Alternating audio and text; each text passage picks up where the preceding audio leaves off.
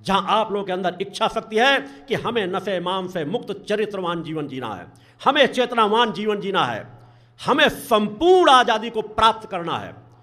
आज हम संपूर्ण आजादी के बीच सांस नहीं ले रहे, हमें अब संपूर्ण आजादी नहीं प्राप्त हो सकी है।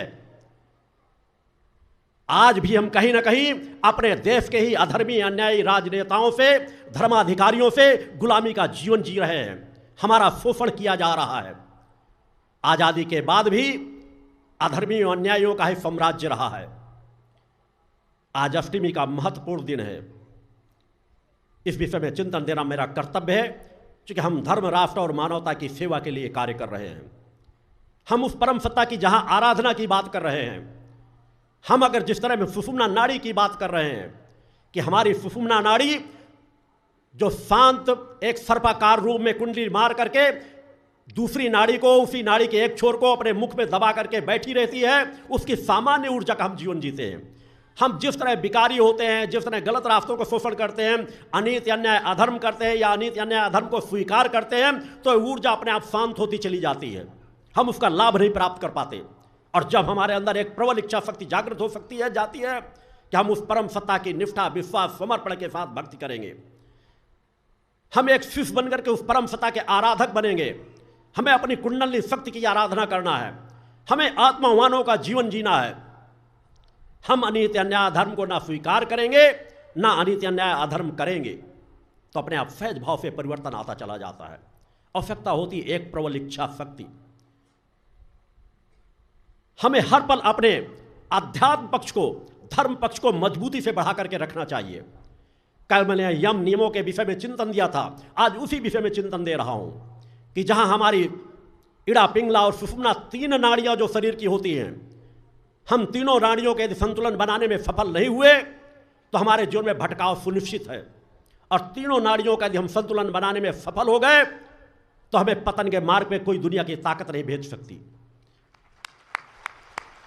ये तीन नाड़ियों का गुण है, मगर आज अधिकांश मनुष्य केवल इड़ा और पिंगला दो नाड़ियों का जीवन जीते हैं।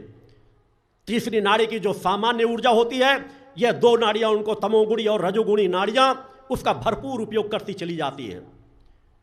उसका मूल कारण है कि समाज धर्म से नहीं जुड़ता। धर्म का चोला पहने हुए तो अनेकों लोग होंगे, मगर वास्तविकता में जो धर्म को ग्रहण करना चाहें, धर्म के अनुसार अपने जीवन को ढालना चाहें, समस्याओं के लिए देवी देवताओं के स्थानों में चले जाएंगे, दिखाने के लिए 1 घंटे पूजा पाठ कर लेंगे और दिन भर अनीति अन्याय अधर्म का रास्ता तय करेंगे, यह धर्म नहीं कहलाता।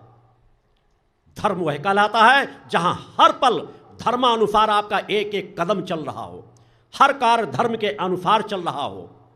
आज समाज का आंकलन करके देखेंगे तो मेरा मानना आज जितने देश में धर्माधिकारी हैं, साधु संत सन्यासी हैं, उन हजारों में 10-20 लोग ही ऐसे निकल पाएंगे जो वास्तव में धर्म के अनुकूल अपने जीवन का आचरण, अपने जीवन में उसको ढाल करके चल रहे हो।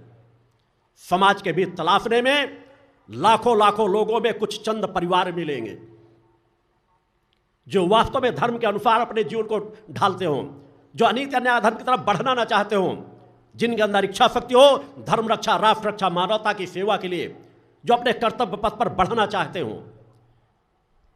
क्योंकि उसका मूल कारण वही है कि हम सब कुछ धर्म का भी आचरण करना चाहते हैं तो प्राप्त क्या करना चाहते हैं? भौतिक जगत, भौतिक जगत के संसाधन, कि हमें लाभ मिल जाए, हमें सुख शांति समृद्धि मिल जाए।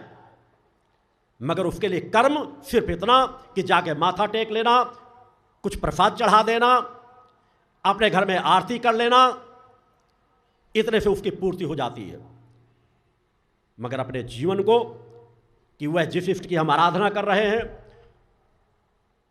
वह हमसे क्या चाहती है, उसने हमको किस तरह चलने के लिए हमारे लिए मार्ग निर्धारित किया है, हमारे शरीर की रचना परम सत्ता ने किस प्रकार की है, हमारा स्वभाव कैसा होना चाहिए, हमारे विचार कैसे होने चाहिए, हमारा कर्म कैसा होना चाहिए। अगर हम उस पर ध्यान दे दें कि हमें कर्म कैसा करना, हमें विचार कैसे बनना आना, हमारा स्वभाव कैसा होना चाहिए, तो सहज भाव से परिवर्तन आता चला जाता है। सच्चा धर्म का आचरण करने वाला वही है जो एक एक पल का अपना आंकलन करता है, एक एक दिन का अपना आंकलन करता है कि मैं कहीं अनीति अन्याय अधर्म के पथ पर तो नहीं चल रहा, वास्तव में मैं अपने इष्ट को अपने हृदय में धारण करना चाहता हूं कि नहीं चाहता हूं? वास्तव में मैं अपने इष्ट से एकाकार चाहता हूं कि नहीं चाहता हूं? अगर मैं अपने इष्ट को जिसकी आराधना करता हूं उसे सर्वशक्तिमान सत्ता मानता हूं, तो मेरा प्रेम उसकी ओर होना चाहिए, ना कि भौतिक जगत की ओर। जिस दिन भक्त अपने अंदर यह दृढ़ इच्छा शक्ति प्राप्त कर ले कि लाभ हानि जीवन मरण यश अपयश इन सब परिस्थितियों को समभाव से लेता हुआ मेरे लिए मेरे इष्ट की, मेरे गुरु की, मेरी परम सत्ता की कृपा मेरे लिए परिपूर्ण रहेगी कि उनकी नजदीकता मुझे प्राप्त हो, मेरी इष्ट की नजदीकता मुझे प्राप्त हो।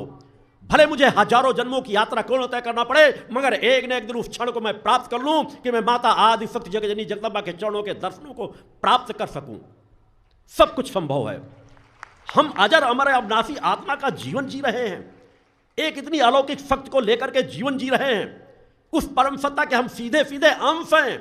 हमारे आत्मा और परम सत्ता के बीच कुछ भी नहीं है, और फिर भी हम परम सत्ता को पहचान नहीं पा रहे। परम सत्ता ने